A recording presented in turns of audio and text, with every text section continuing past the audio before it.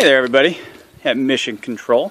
Today's video we're going to be talking about one of the challenges we have that has nothing to do with being the real Martian, just has to do with running a ranch and the cows. And well, I think probably the best way to introduce it is this way. That's our yard. What do you think that is? And that, and that, and that, and that, oh, and that. Well, if you've been following along with us, you know what has caused that. If you're brand new to our channel, we call him D2, Duke 2, the Destroyer. And he has found out that he can get out of all fence. It doesn't matter anymore what type of fence it is. We have high tension stainless steel fence around the property. We put that in because it was safer for horses. In hindsight, I would never ever put that in ever again.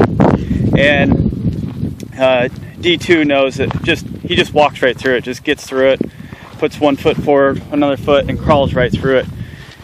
So you'd say, we'll put up some electric fence. So we did that as well, and he doesn't care about that.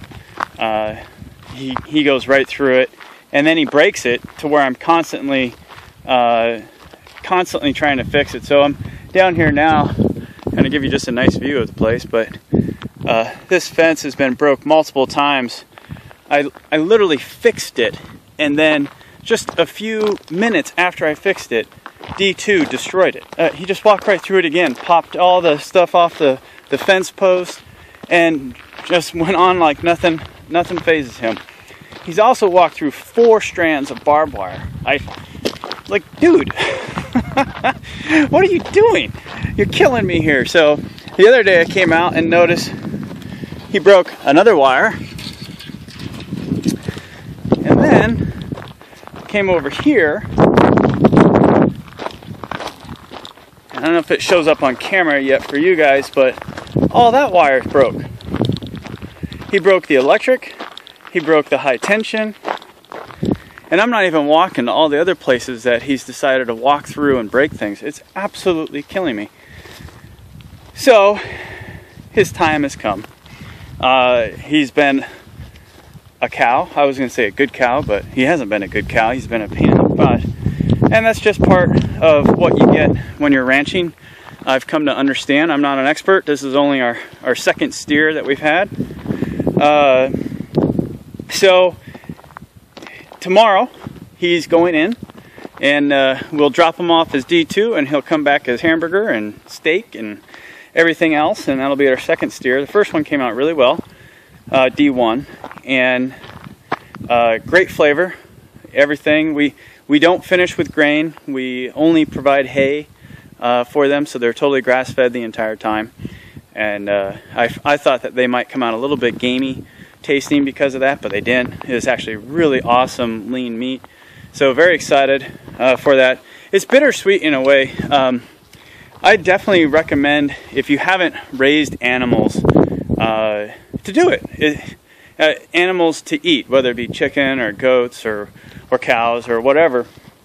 It's a very interesting feeling. You know, people going to the grocery store, you really don't get that feeling that comes with knowing where your food came from and actually being part of that process. I think for, you know, people who aren't vegetarians, who do eat meat, if you're not part of the actual process of raising the animal, it can be something that you don't truly appreciate. I know I'm saying that from my own standpoint, but I'd be willing to bet that many people are the same way as I was. And now, once we started raising our own beef, we really started to have a lot more connection with your food and how hard it is to raise, and what's the right word I'm trying to think of? I guess how sensitive the supply chain is, or, you know, it's really hard to raise an animal, and then, you know, wow, what is that word? I can't think of my vocabulary today. Anyway, I think you might get what I'm saying. It's very raising animals, growing food, it's not easy. You think it's easy, but it's not. Like, you think that growing plants, you know, to eat vegetables, that would be just easy. Throw the seeds down, put some water on it, call it good. But it is so not easy at all. It takes a lot of lessons, a lot of trial and error. There's a lot of knowledge and wisdom that the old timers have that it's important for our generation to pick up on, because food security, food safety, all of those things, man, you know, they've been around for thousands of years, but people that do this for a living every day, it takes a lot. So I guess my little diatribe here is, try to wrap it up. When we take Duke in, D2, and I load him up in the trailer, which I'm going to show you guys, and then we take him up, we get him processed. It's one of those things, it's kind of sad in a way, because you're like, well, I'm taking this animal who just was in my front yard, which I get pretty mad at. Hey, he's a cute guy, you know, you could kind of have you have a connection with it. You raised it, and now you're taking it in to have it killed and processed. But that is the circle. That is his purpose. That is what he was raised for. That's what he was bred for. His existence has been very, very good. 2 years of basically getting out and walking around a beautiful spot, right? So it is kind of bittersweet when you take him in and you drop him off. There is that connection. I told Mrs. Martian, do not name him. She named the first one though. So Daisy is the mom. She named the calf Duke.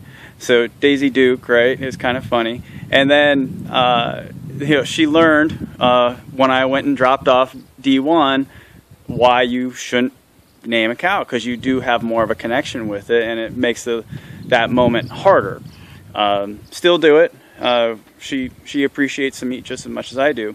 So anyway, it's kind of an interesting, you know, if you haven't raised it, I definitely encourage you to do it, because it certainly makes you appreciate it a lot more. And when we pray every night, and when we're having meat from D1 or eventually D2, we actually give thanks. Give thanks to him for his sacrifice that we may have nourishment, right? So it's something that we have come to really, truly be grateful for. And it's a lot different than just going into Safeway and, you know, grabbing some meat and cooking up the steaks. When we go into the freezer, you know, all those memories come in, like, I'm grabbing the steak. I raised this guy. I raised him from a calf. I was there, took all this. You know, I know every single thing that happened with that cow. Very interesting. Anyway, today I got to get the horse trailer ready, the stock trailer, I should say. And we're going to actually back it up here. I got to clean up some of this mess. And D2 is sitting there, right there hanging out. He's actually destroyed more fence over there too. So let's get to work on that.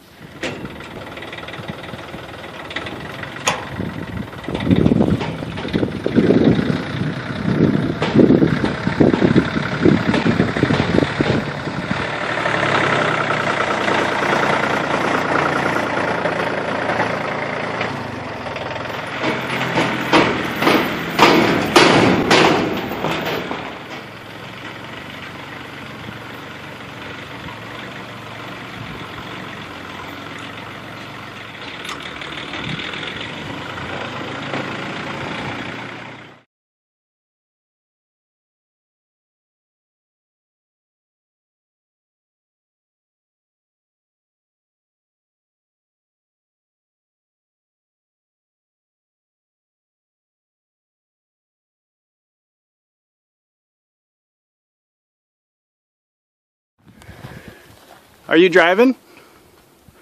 Are you going to take them in? Or that would save me time if you would take them in. No? How about you get down? Come on. Get down. Attaboy. Well, let me show you what we got set up here. This is pretty simple loading. You just back the trailer up in, got ourselves a cattle panel, and then we open this gate that swings out against the door over there, and you basically just push the cow right in here. You secure this to the trailer so he can't push it out of the way. We close this gate right here, get him up in there, and we just load. So I'm getting this all set up tonight, or today I should say, so that tomorrow I come out here, just load him up, and that'll be it. We'll get them up to the butcher and start that process. Okay, you go that way.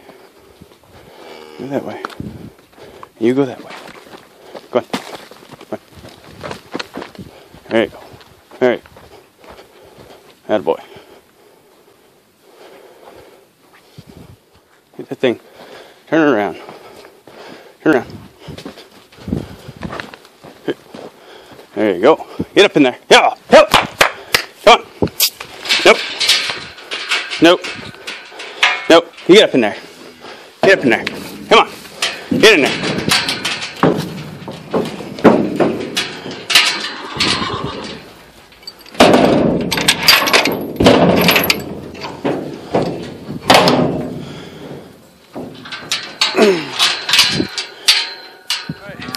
So there's step one. Get them all loaded up. It went way better than I had hoped. Thank you, God, for answered prayer. And now I drive them up to a really great guy and gal. He and his wife, young couple, just took over a butcher shop, and it's a really great deal. You drive them up there, drop them off, and they take care of everything. So that makes it really nice, because otherwise you have a big gut pile, lots of bones, hide, skull. And we're not set up. All those things are usable, but we're not set up to actually do the processing and the use of them. So what I like about this couple that we go to, they make sure everything's used. So it's really quite awesome. Anyway, so next step is the drive. I'm almost to the butcher shop, and just along the way, you know, I really had this time to reflect. Happened to me last year too, happened to me this year. You know, that connection I'm talking about with our food, you know, since we raise it. You know, it's definitely there. You know, you're like, I kind of feel sorry for D2, you know, this kind of sucks for him, but at the same time, you know, that is the circle of life. Like I was saying, that's his purpose. That's what we raised him for. But because we do appreciate our food, and I know that because of how I'm feeling, it really makes me sit and think about just life in general. You know, just reflecting on the sanctity of life and how important life is. And how valuable and how fragile it is, and at any minute you can lose, you know, life. It can be taken from you. You know, my dad, 6 months away from retirement, diagnosed with terminal cancer. 6 months later, he was called home. You know, and none of us saw that coming. You know, there was no warning signs. There's no, hey, you know, get ready. There's just, here it is. So moments like this really make me sit and reflect. And one of the things I was really reflecting on is just how much life there is on our ranch. And I see you guys are kind of getting hit with some sunshine. I'm sorry about that. It's hard to tell the sun where to be and put the camera in different places in the truck here. But, you know, at the ranch, we're sitting there this last Sunday and finally relaxing, and you're just surrounded by life. You got the dogs there, you know, and they help protect you and provide companionship. You know, there's a purpose to our dogs as well. Sophie, Sophie's pretty much a lover dog, but Bandit, he's there for protection, and he actually helps round up the cows and keep everyone in line for the most part. Still has a little ways to go. Then we have the cats, you know, and they have a purpose. They're there to kill mice in the barn, you know, help keep the rodents down, and they do that. And they show us love and affection as well.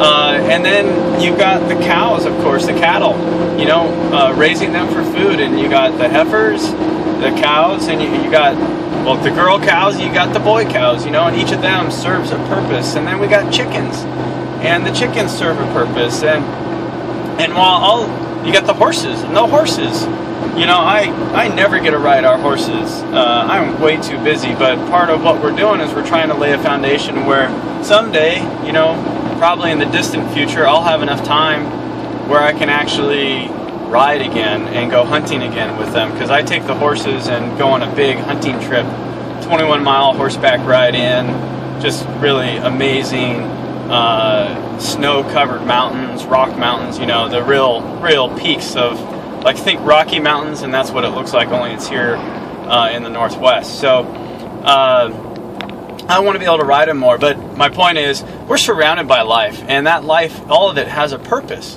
and it's just amazing. And it is so cool to be on a ranch and to be surrounded by that much life.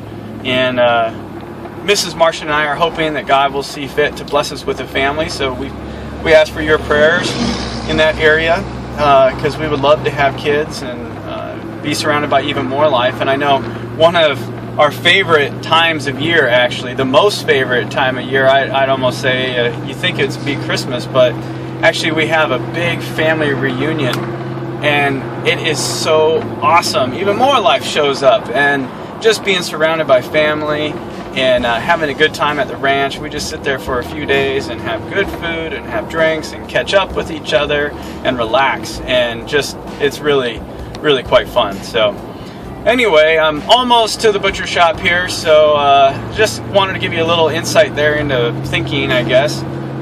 We just made it here, and all we got to do, basically, we back up and we unload them, and that's it. All right, get out of there, big guy. Come on. Come on. Get on. Get going. Get on.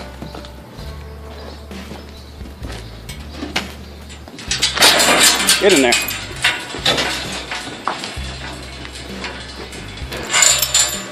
You got it? That's it. Next time we see him, he's hamburger. Those are some big hogs. Oh my goodness.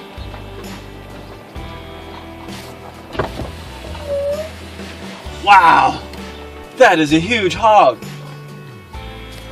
I almost want to raise one. Bacon. I love bacon. And ham. There we go. That job is done. Again, you kind of feel bad for the guy, but that is the circle of life. Seen The Lion King, right? Circle of life. So now it's on to work. The other job.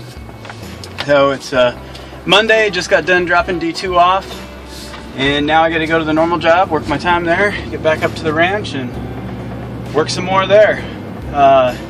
Definitely one of those videos that move that a little bit there. Definitely one of the videos that make ranching real, right? You know, you really come to appreciate things. It's not just the romantic side of I'm raising my own food and, you know, how cool is that? But you also got to do the nasty side of things, and that's kind of what happens here. So they'll go in there, they'll let them calm down a little bit. That is one of the things that, you know, would be better if you actually had a person come up to your place and take care of it for you.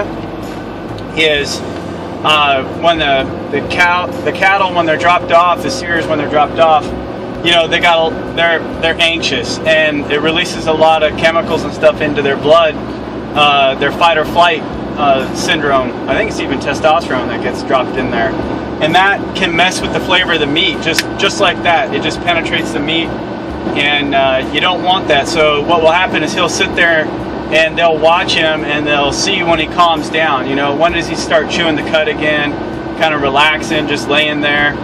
And that's when it all happens, is they'll take care of it right then and there. So if you could do that up at your place, you know, there is a mobile butcher that comes around, but he's basically booked for the entire year, and it's darn near a miracle just to get on his books. The mobile butcher will come up, he'll take care of everything right on site, and you don't have that transition time where you have to wait for it. But these guys here, they do a really great job. Jason and his wife, really fantastic, nice people. They took that place over from an older couple, and just really, it's a pleasure to work with them. They're really nice. So I don't mind helping out the local community, and that's, I think, part of homesteading. You know, I'll be honest, when I first started, I had the lone wolf attitude, and I do a lot of things by myself because I have to. But I think God's truly shown me that in order to really make it in homesteading, in order to really make it out here in the country like this, it takes community, it takes family, and being able to spread the duties that we have out to other people who are specialized in certain areas is a really nice thing. And you should do it if you can, if you have the ability to help other people, help other families out when you live out in the country. I think you should definitely do that. And that's why I don't have a problem taking it there to Jason at all. He does good work. She takes great care of the meat, very sanitary conditions, nice guy overall. So, I think that's it. Quite a bit of talking and insight. It's a very reflective, a very somber day, very good day as well, because I get to go repair a fence one more time this year, and then I'm done repairing fence. So, oh my goodness, that cow. That's why it's bittersweet. So, hope you enjoyed this video. If you did, be sure to subscribe and give us a thumbs up. You can follow us on Facebook and on Twitter. One of these days we'll actually have the ranch site up where you can order food right from TheRealMartian.com. Anyway, everybody, this is The Real Martian. Have a great day. Out.